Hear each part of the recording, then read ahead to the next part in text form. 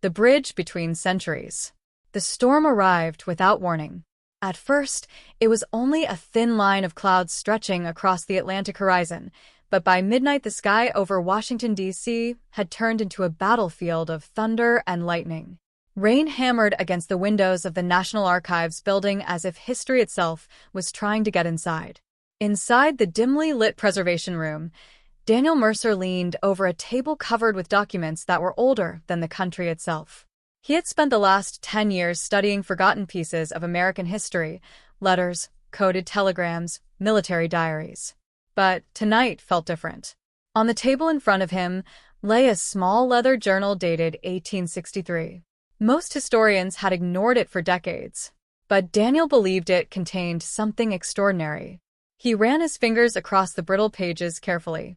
The ink had faded, but the handwriting remained sharp, precise, confident, almost urgent. The journal belonged to a man named Thomas Whitaker, a Union engineer during the American Civil War. At first glance, Whitaker seemed unremarkable. His name barely appeared in official records. Yet the deeper Daniel looked, the stranger the story became. Because Whitaker wasn't just building bridges across rivers. He was building bridges across time. A forgotten engineer. Thomas Whitaker was born in 1834 in Pennsylvania, the son of a blacksmith and a schoolteacher. From an early age, he had two passions, machines and maps.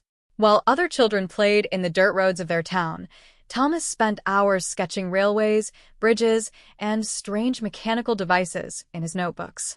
In 1851, at the age of 17, he left home to work on one of the greatest engineering projects in America, the expanding railroad system.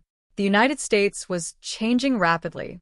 Railroads were transforming the country from scattered rural communities into an interconnected nation. Factories were growing, cities were expanding, and technology, primitive by modern standards, was advancing at breathtaking speed. But then came 1861, the year the nation split apart. The Civil War turned railroads, bridges, and telegraph lines into strategic weapons. An army that could move faster, communicate faster, and rebuild infrastructure faster had a huge advantage. That's when the Union Army recruited Thomas Whitaker, not as a soldier, but as an engineer, the man who built under fire. Whitaker's job was brutally simple: build bridges, destroy bridges, and rebuild them faster than the enemy could.